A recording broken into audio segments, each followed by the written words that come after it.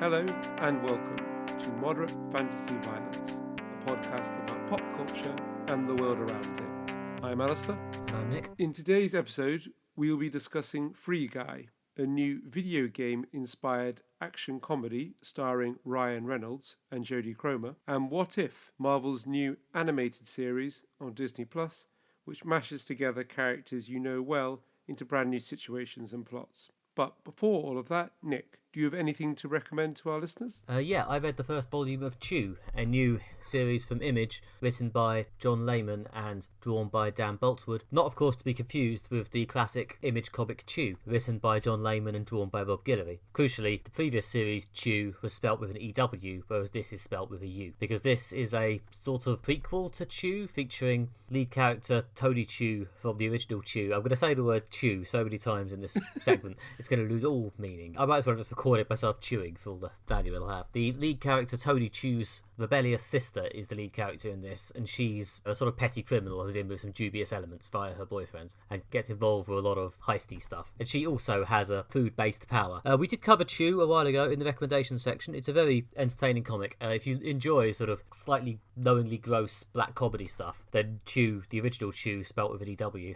oh yeah, is a great comic to check out. It's basically Tony Chew, the lead character of the original Chew with an EW, is a cop who can see the origins of something whenever he eats it, which is his food-based power, and which he obviously uses in the process of solving crimes by chewing on dead bodies to see who killed them. It gets grosser and grosser as the comic goes on, as well as stranger and more cosmically aware. It's a really, really good series. I've read all of the original Chew EW, so they're now doing this prequel series, which is also pretty fun. It doesn't have quite the same ludicrous gross out value as the original Chew. It is actually, almost surprisingly, a fairly straight crime caper story with Saffron Chew, the lead character, who has a twin sister. There's obviously a bit of mixing and matching. The twin sister, however, is not a criminal, which just makes it funnier. So yeah, Saffron Chew has got herself in a little bit deep, and she has to infiltrate some criminals and pull off some heists and avoid the law. And of course, her brother Tony is the law, which doesn't help. Tony Chew is actually surprisingly present in this comic. I was expecting him to be kind of off to one side, or possibly the comic to take place in the gaps, but no, he's around. He's a part of the story. I'll be interested to see how much that is going forward. But anyway, yeah, this comic's really good. If you enjoyed the previous Chew, Chew with a U is also very enjoyable. Yeah,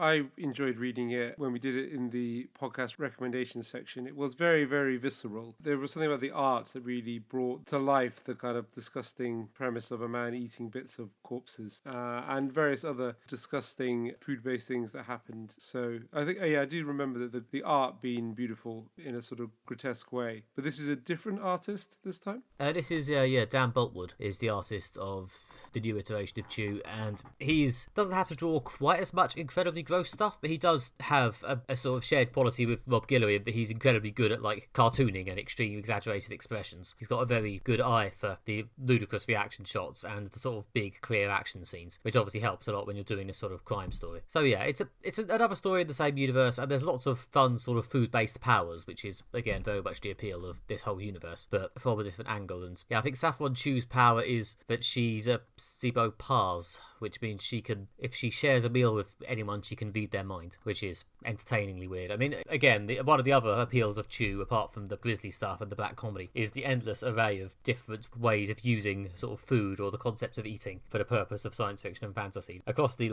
60 issues of the original Chew, there's this endless parade of different food-based powers or weird underground food organisations, and it's comforting to see that, I guess, in the years since that series finished, he's just been coming up with more and more of them and now needs another outlet. Yeah, that was an aspect of the previous comic that I really liked. Yeah, really creative thinking with coming up with new powers and abilities, which is the mark, I think, of a good fantasy or sci-fi writer, to come up with original concepts that fit within the framework of the genre. Well, yeah, and they give it this sort of single distinct theme. Like, although it's a sci-fi fantasy comic, there's people doing things like mind reading and stuff. It's all framed neatly around this sort of eating and food in a very clever, again, often quite visceral way. So yeah, it's very much, I think, a worthy successor to the series. It's got a second volume coming. I'm hoping there'll be at least a few more. I'm interested to see where John Layman takes it. Yeah, sounds very good. Yeah, it's always good when you get more material from a good story and a good author. Well, yeah, and I enjoy the fact he's coming at it from at least a different enough angle for it not to just seem too much like a I don't know, a heartless cash-in. I mean, I would perhaps say that,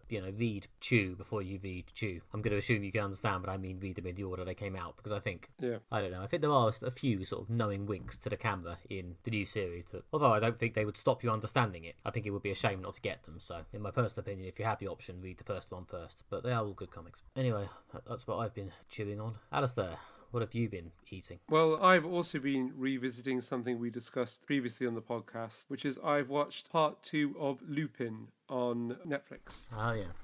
Yeah, which is, so Lupin dropped at the beginning of the year. The first part, which I believe was 5 episodes. It's a French crime drama set in Paris about a thief called Arsène Lupin, who's a kind of gentleman burglar. So he's a suave man who steals from wealthy people, usually wealthy people who are either connected to criminals or have done sort of immoral things. This is a sort of modern version of a series of sort of turn of the 20th century French novels. I think before I previously described it as kind of a French Sherlock, although it's about criminals, not detectives, and that they're taking a character from, turn of the 20th century popular fiction and giving them like a slick, high-budget, modern take on it. This second part's really good. It picks up kind of with the cliffhanger where the first part left off, and it's possibly anything a bit more arc plot focused, whereas the first part had a few more sort of isolated episodes when he was doing individual cons. This one, it's more kind of concentrated on an arc plot as Lupin seeks revenge against the main villain of the series, who's done a lot of bad things, but I probably shouldn't spoil it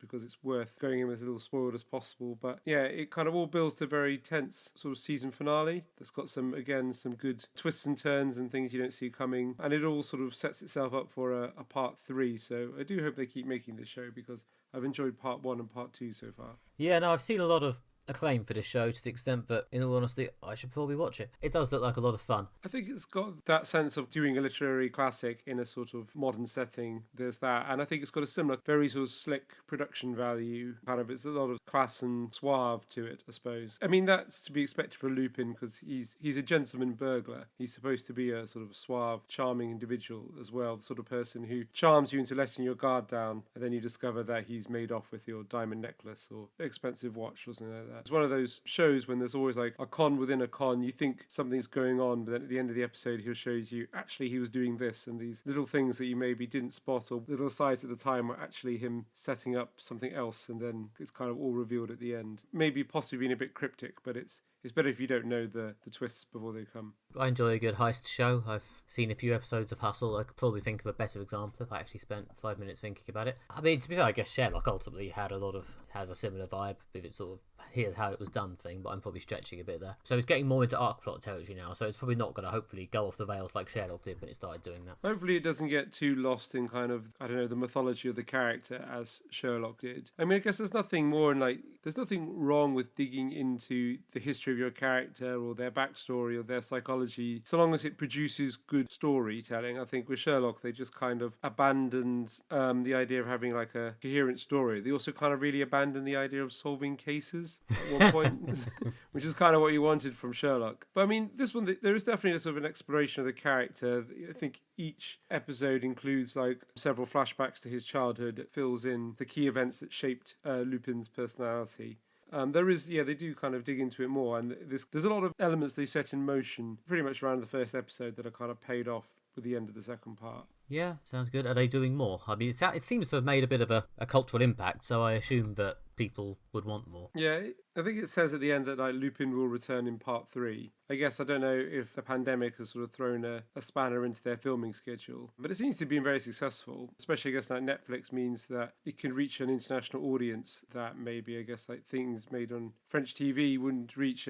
Just as I know there are lots of BBC shows that are reaching sort of a bigger international audience through being on Netflix. You know, isn't there a whole thing about how Americans are discovering Great British Bake Off and they quite like its sort of gentle pace and niceness. So hopefully it seems to be reaching a wide audience. If you're a fan of the crime genre, then this is definitely worth watching. Don't let the subtitles put you off. I'm not put off by subtitles. I've watched various things, mostly for this podcast, including, Blood Red Sky as recently as last episode. So yeah, no, Lupin is on the to-watch list, along with many, many other things, if I wasn't still immersed in Old West. Yeah. I mean, it's one of those shows that, just add it to your watch list on Netflix, and then, when you get around to it, you won't be disappointed. But yeah, I suppose now that you've got part 1 and part 2, they do kind of form a sort of a whole in them. Like I say, there's plots that are established in the first part that runs through to the end of the second part. So I suppose now that they're all up, it's probably easier to binge it and find out exactly what happens. Yeah, no, sounds doable. I should probably watch those before it gets much longer and I lose the will. Okay, so now it's time to talk about Free Guy. This is, of course, the latest Ryan Reynolds movie in which he plays a video game background character, an NPC, if you're down with the lingo, who's just going through his programming, working in a bank in a sort of massive open world game where people keep running in to rob him and shooting people in the streets and teabagging them and so on, as people do in modern video games, until one day he meets an unusual player, Molotov Girl, played by Jodie Comer, and his life is changed forever. We have both seen this film. Alistair, what did you think of it? So I thought just shortly after seeing it that this is kind of, I think, the ideal kind of Christmas Day movie for my family. Yeah, it's kind of, I think it's kind of broad enough that it would appeal to most people. Alistair's dad actually spends all his time killing people in open world games and then teabagging them.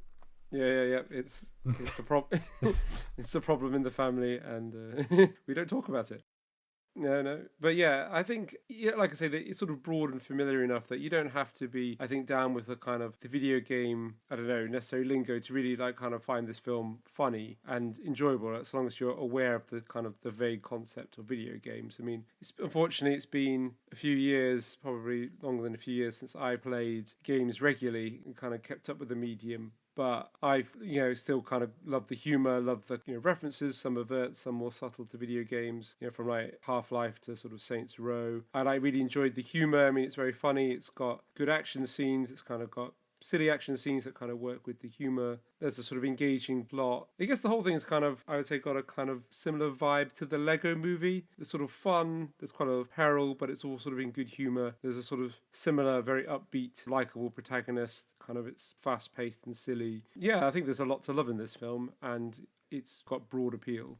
Yeah, I think it's actually the Lego Movie is a good comparison I hadn't thought of. I mean, I think it's a film for adults, or at least the usual 12A Hollywood audience. So there's a little bit more attempt to explain things or talk in more detail about the connection between the game world or the play world and the real world. But yeah, it is sort of similar in that regard, in that there's this sort of these characters who are fictional or part of the game world, and their relationship to the real world is explored in a way that plums a surprising amount of emotion out of it, because crucially it plays down a lot of the stuff it could become, sort of constant annoying references to things. The references are there, but they're not, for the most part, annoying. Or it offhands them a bit in favour of the central emotional story. It always seems to have its eye on that prize of the actual relationship between the 2 or 3 main characters and the actual plot around them. Not to say that this is some sort of indie treatise on the human condition, but it seems to understand the need to focus on what actually makes it work as a story and just let the other stuff be kind of seasoning. And although the video game elements don't overpower that, they also seem informed and not shit. Like many of us have, I'm sure, seen in our lives a film written by a Hollywood writer who has clearly heard about and maybe slightly read about video games but doesn't really understand them or hasn't really spent much time playing them. And it does feel like the writers know their stuff. I mean, I'm sure hardcore video games enthusiasts are screaming at me, and please don't blow up my house, about, all the mistakes it makes. But crucially, it has the ring of truth. It doesn't seem like complete bullshit or just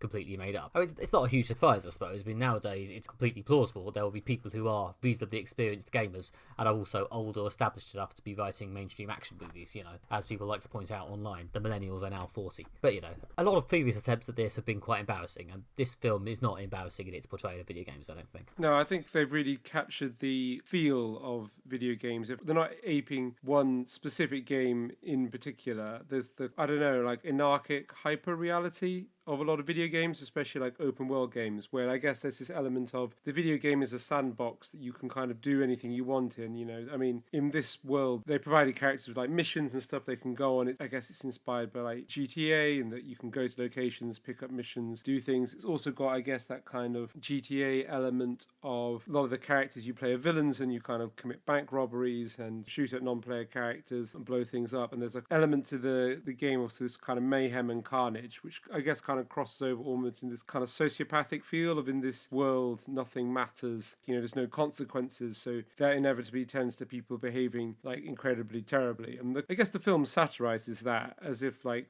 asking the obvious question, what would it like to be a background person in a world where there are just people behaving terribly and causing huge amounts of mayhem and destruction? And that's a really good source of humor. Not only is it a source of over the top, oh my god, that building's just exploded, or that guy's just been thrown off a building and kind of plummeted 200 stories, Tom and Jerry style, but also a kind of sense of, there's a deeper sense of like, it's kind of satirizing the idea this would be horrendous if it was real. It's kind of only acceptable because it's a fake world. On some levels, Free Guy is quite a squishy, warm-hearted film. I think ultimately by the end it's all come down to quite a, straightforward treatise on, the goodness of the human condition and the power of love. Except, of course, for the first two-thirds, it seems to have quite a cynical view of what people will do if you put them in a game environment and give them sort of control of their own destiny and, a consequence-free world in which to run around, which is, again, the constant property destruction, murder and teabagging will immediately commence.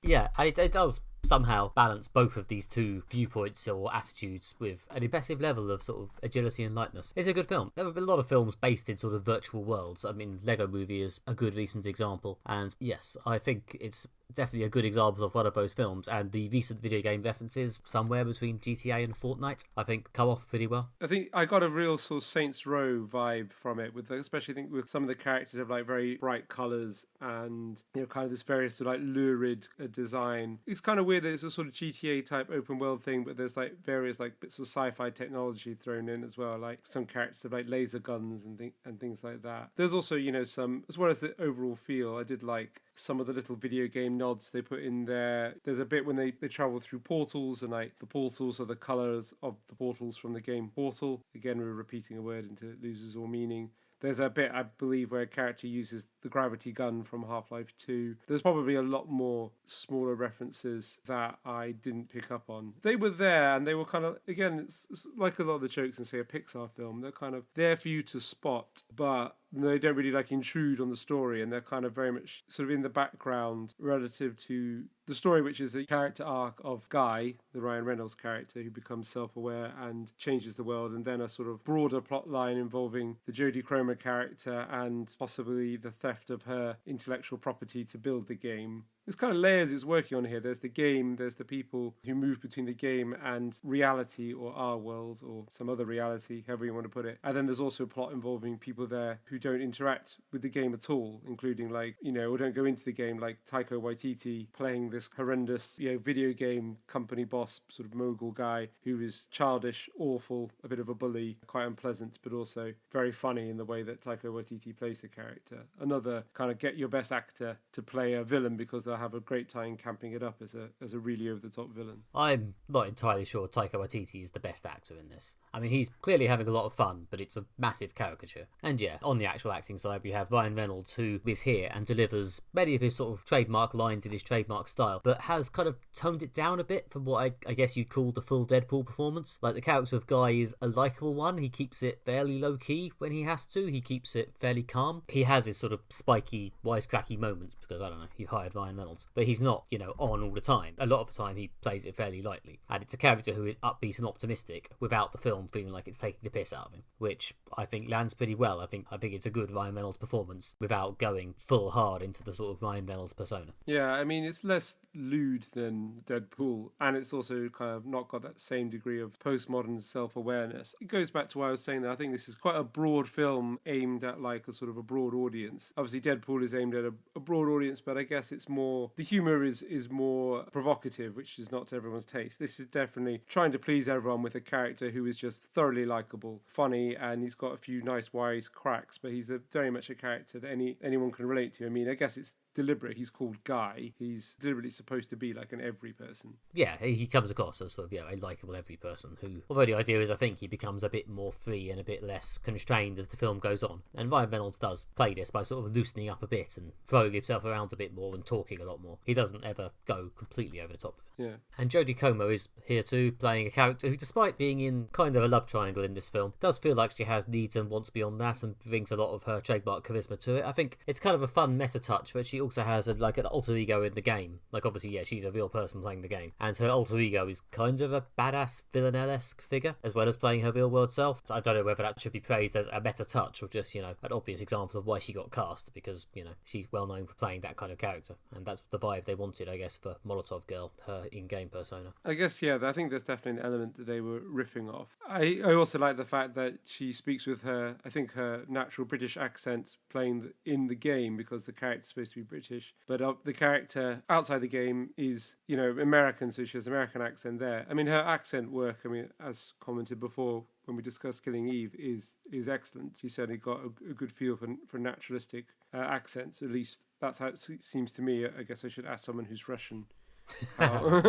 Yeah, I don't know to what extent her villanelle accent is a comedy Russian accent or a good one. I honestly don't have the experience to tell you. All I know is that it sounds Russian to me, a layman. It sounds believable in the context of a film. It doesn't sound silly, but I guess enough ink's been spilled over Killing Eve. But I did also really like her performance, how the accent's only a part of it, the different identity they have for, how her virtual character is very different to her in the real world. I mean, a lot of that was done with things like costuming and stuff. I mean, she's got blonde, long hair in the outside video game world, and it's sort of short, kind of multicolored, sort of dark with kind of shot through of rainbow hair, and things like that. But I think it's even down to the way she stood and way she moves physically, and there's a lot more confidence and power when she's playing a video game character than when she's not in that. There's lots of scenes of her sort of sitting in chairs and kind of wrapping arms around herself and making her look small. I think there's a deliberate kind of contrast, which is kind of getting to this point of again, sort of satirizing or exploring video games with this idea that we want to be our ideal selves in the video game, or a more confident, more powerful version of ourselves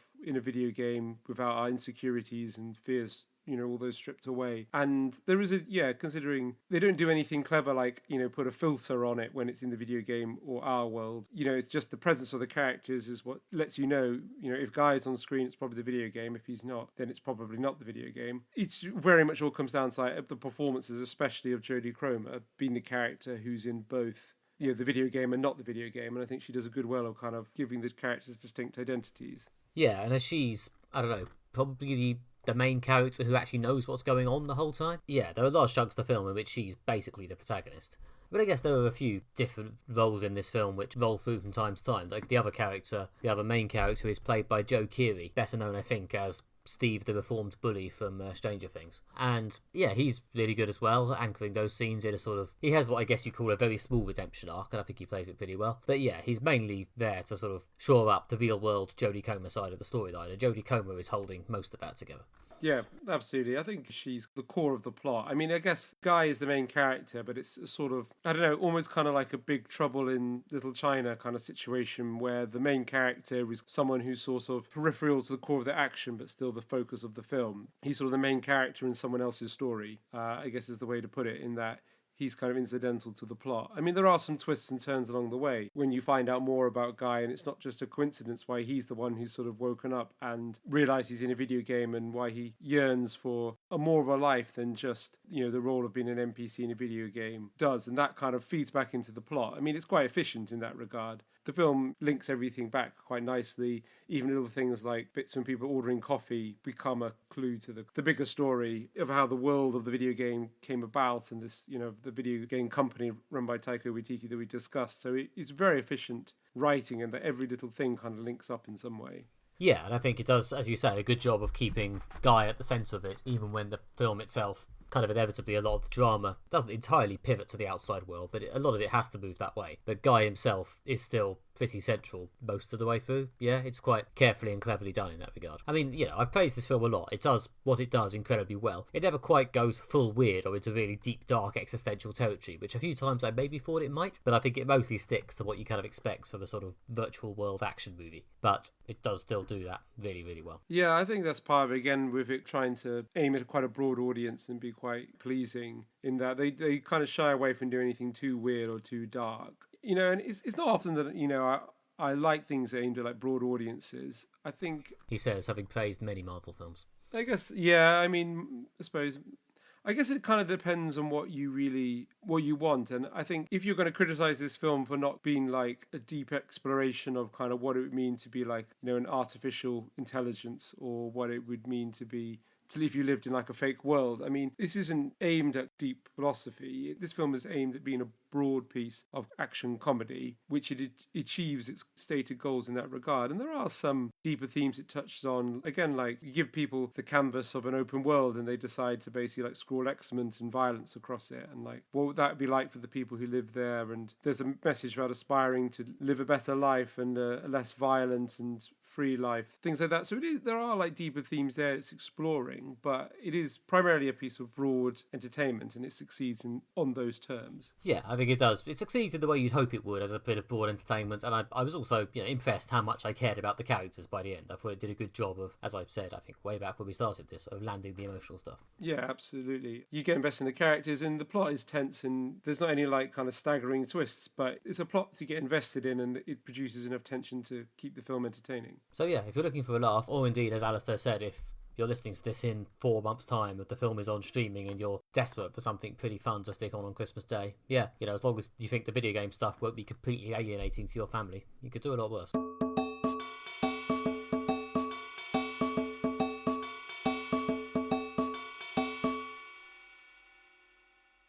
Okay, and next up, it's What If, the new animated series from the Marvel Disney Plus machine. This is, of course, a series of alternate reality stories showing us a range of different possible versions of well-known Marvel stories, such as what if Agent Carter became Captain America? What if T'Challa became Star-Lord? Featuring a nice vocal appearance from the late great Chadwick Boseman as T'Challa. And finally, a third one, which I think is what if the Avengers all got killed before they could form, or something like that. So yep, we've seen all 3 of these. Alistair, what did you think? So there's a number of pitfalls that this project could have fallen into. Like, these stories could have been just discarded ideas for plots for live action MCU films. There's also the inevitable anthology show trap, which is that, the obvious thing people say about anthology shows is, it's hit and miss. Sometimes the concept works, sometimes the concept doesn't. So far, they've managed to avoid those 2 traps by genuinely kind of leaning into the concept, which is taking characters we know well and putting them together into surprising circumstances that wouldn't really arise in the kind of MCU as we know it. So the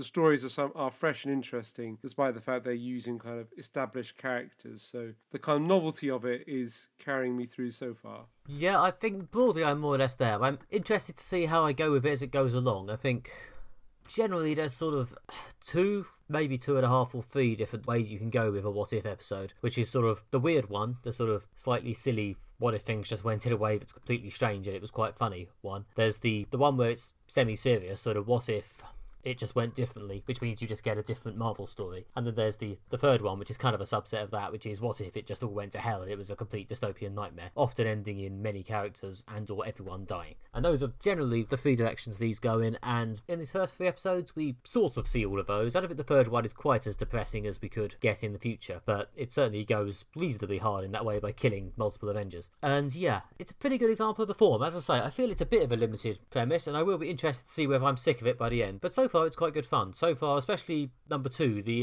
T'Challa one, apart from it being nice to hear Chadwick Boseman, is genuinely, I think, the most enjoyable one. It does a lot of fun things by just taking this one point, and in a way that's probably slightly implausible, but still funny, because you sort of understand the premise they're going for. But T'Challa is such an awesome dude that him being in the Guardians of the Galaxy story just makes everything better, and it's just quite entertaining, especially some of the lengths to which they take it to. So yeah, I'm more or less with it so far. We'll see how I go, but after 3 episodes, yeah, I'm finding this an enjoyable little treat every week. I did wonder if I'd come away thinking, couldn't these just be 5-minute YouTube shorts? But so far I think they're justifying themselves. Yeah, I think that the second one so far is my favourite as well, in that it kind of was a sort of story in its own right, but was just a sort of completely off-the-wall, bizarre take. I don't think that could really realistically arise as an MCU plot, the idea that, T'Challa being Star-Lord, but it kind of is just a totally different take on both Black Panther and Guardians of the Galaxy, and kind of mashed up characters from both in a quite sort of interesting way. I mean, I think it makes sense that they started with probably the most straightforward and also the most uninspiring one, which is basically what if the Captain America film was ever so slightly different, that it was Peggy Carter who got the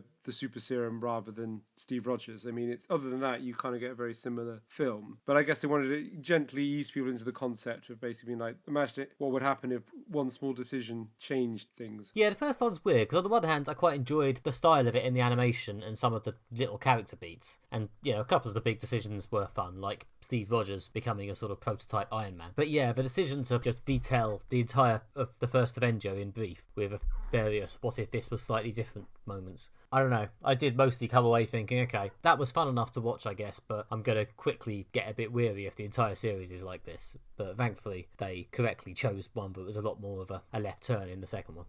I mean, I wasn't really a big fan of the original Captain America, the First Avenger. I've only seen it once and it was a long time ago. So when I was watching, I was like, I can't remember how much of this they have just recycled the plot and dialogue of the original film. I remember the Tesseract was in it and the Red Skull, but part of me is thinking, have they just kind of like lifted large portions of the film and kind of made it slightly different? Which I kind of think like, well, it's not really hugely creative to do that. But at least that way they kind of moved beyond that. I mean, the ending's quite different. There's no giant squid thing in the first Avenger movie. That was very much a cartoon invention. The finale was a bit different, but a lot of it was very similar. Yeah, I think it worked okay. I mean, I think Captain Carter, the powered up version of Peggy Carter, who they're not calling Captain Britain for, I don't know, I guess branding reasons, in case they later want to introduce the actual comics character Captain Britain. I think they've already stated an intention to bring her back for like one episode next year. I'll be interested to see if they do anything drastically different with that, or if they do the obvious thing and just retell the Avengers movie as well.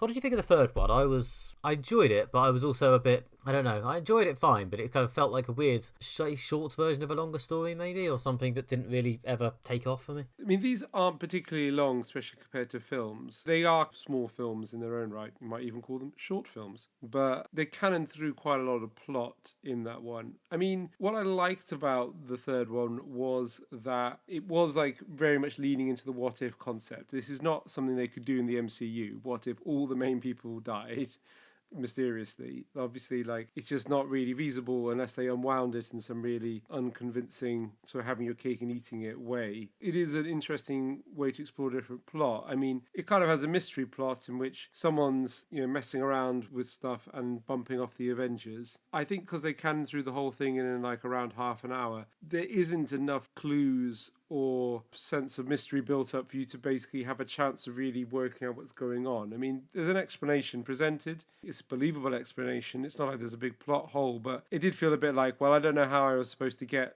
from A to B before the plot gets there. So which kind of, if you're going to have a mystery plot, like who's bumping off the Avengers, then there should be some kind of way you could like solve it or some kind of clues. So because it's just like a one isolated like half hour bit of a longer project, it didn't like annoy me too much. But you know, the more I think about it, the kind of more flawed it was, I suppose.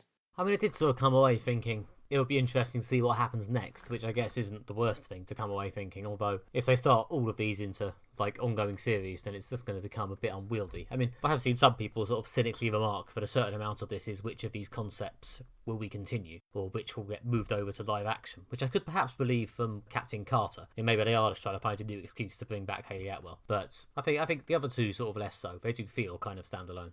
Or at least kind of like you could only really do them in animation for various reasons. Because the budget would be ridiculous, or because it's quite uncommercial to just kill everyone off. Yeah, or it just tramples so much over the existing plot that, like, to make it reconcile with the existing plot would require something that would just be too confusing for most people to follow, or would involve, like, some quite unfair kind of unwinding of stuff. You know, it's not really respecting the audience if we're going to, like, unwind the MCU to the point that Chitala could be Star-Lord. It kind of just changes the nature of so many fundamental characters. Plus, for obvious practical reasons. But yeah, there's that as well. I mean, the reason they're doing this now, partly, but also, as a result of Loki, the multiverse now exists, so they can just make, I don't know, if they wanted to make a Captain Carter show, then they could just make it and say, well, it takes place in another world on the multiverse, doesn't it? Yeah, and part of me makes you think, is this part of the broader MCU introducing the multiverse concept, which they're going to run across several films? Part of me is it just saw them very slowly feeding you what these concepts at a rate that basically everyone can take, especially people who aren't big watchers of sci-fi and stuff, you know, where like every sci-fi show has done their kind of alternative universe, what if kind of episode, you know. Well, yeah, I think they're definitely making the multiverse a big feature of the next raft of Marvel stuff. I'd just be interested to see to what point it ends up settling. I mean, I guess it does let them do things like if they wanted to start a new Iron Man franchise without having to wrangle around who plays Tony Stark, if not Robert Downey Jr., then you could just say, well, Multiverse. alternate world, mate. We're on another world now. We don't have to care about continuity at all. It's just some bloke. People always say the X-Men would be better if they didn't have to deal with the fact that they exist in a shared universe, and if they do like a dystopian apocalypse, you have to ask, how does it affect Spider-Man? Maybe they're going to give the X-Men their own world to exist on. Maybe that'll save them the trouble of having to explain why the mutant minority has never been mentioned before. Yeah, I mean, that's a lot of speculation about that on the internet. It would make sense. I guess the interesting point is I wonder to what degree the average cinema audience is going to buy into this. Will it be, I don't know, seen as too much Marvel becoming obsessed with Marvel lore and the kind of the universe it's set in and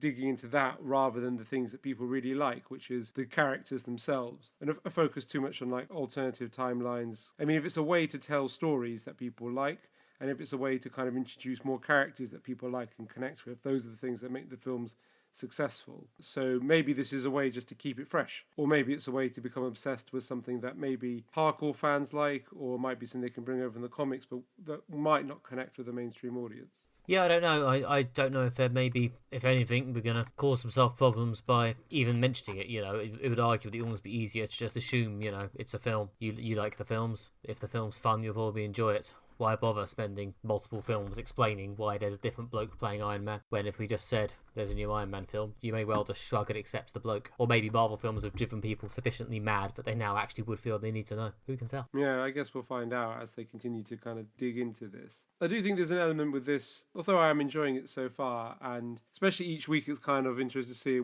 how will they put the various Marvel characters in like kind of a big tub and shake them up this week, and what random combination will come out. I think this is very much for the fans. You kind of, I think, have to have seen almost all the films to get how they're putting this from that film together and this from that film. Marvel's stuff is so popular and so mainstream that this inevitably is at some level aimed at a mainstream audience because Marvel is mainstream. But I do think this is definitely a fan project aimed at people who are really into it rather than the casual viewer. This is true, although it's genuinely slightly baffling / amusing to me. But we've reached a level of Marvel omnipresence where they can justify making this show at a decent production value level at a full length, with the full cast, like where they basically dramatise alternate versions of their continuity and just put it out there without, you know, accompanying it with a massive exposition dump. Just say, here it is, in the full expectation that a large audience will actually enjoy it. I guess it's on Disney Plus, where ultimately, if your response to this is, I don't get that reference, then, you know, if you've made it to Disney Plus, your answer is a few clicks away. Yeah, maybe this is just a cynical way to get people rewatching the films and spending more time on Disney Plus. I mean, some of it did maybe, like when I got to the end of the T'Challa Star-Lord one, it did make me like, kind of want to rewatch Guardians of the Galaxy now.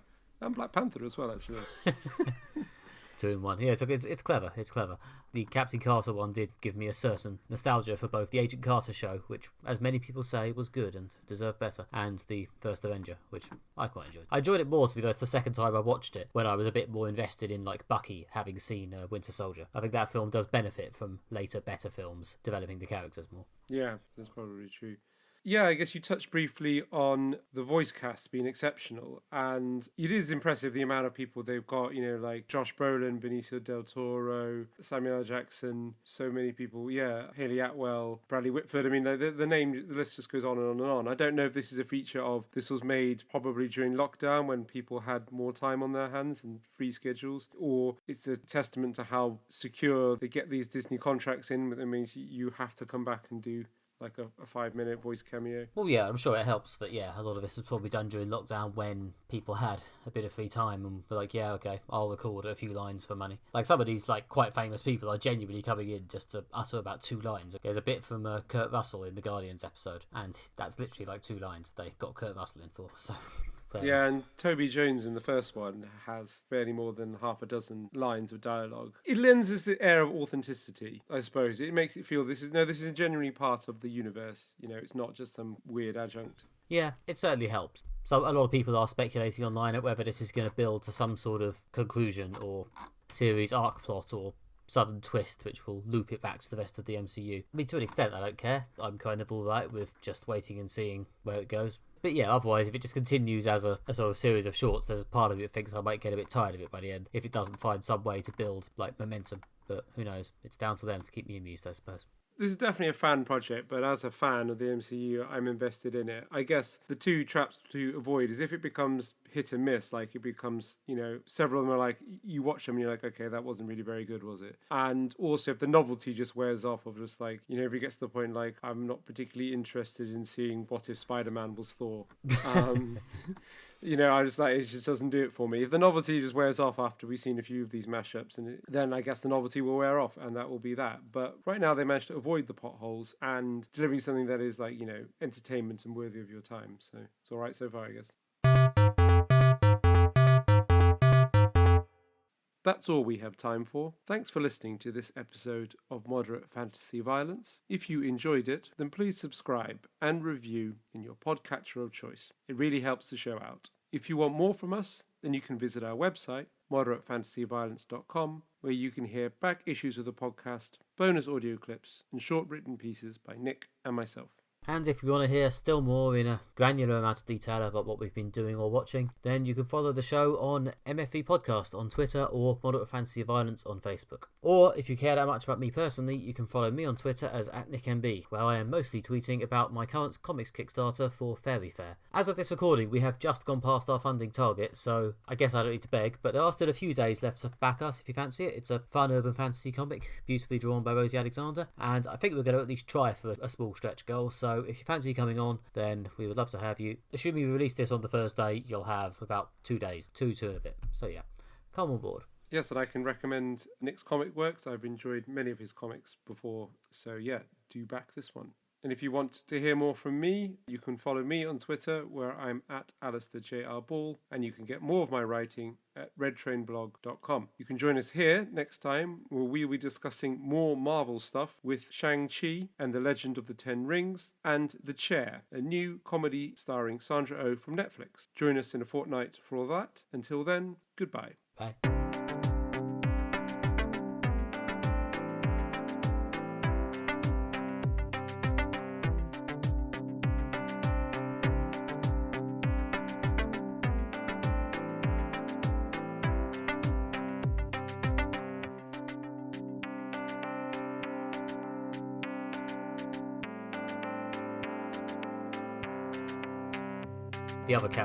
The other main character, is played by someone whose name I'll now Google.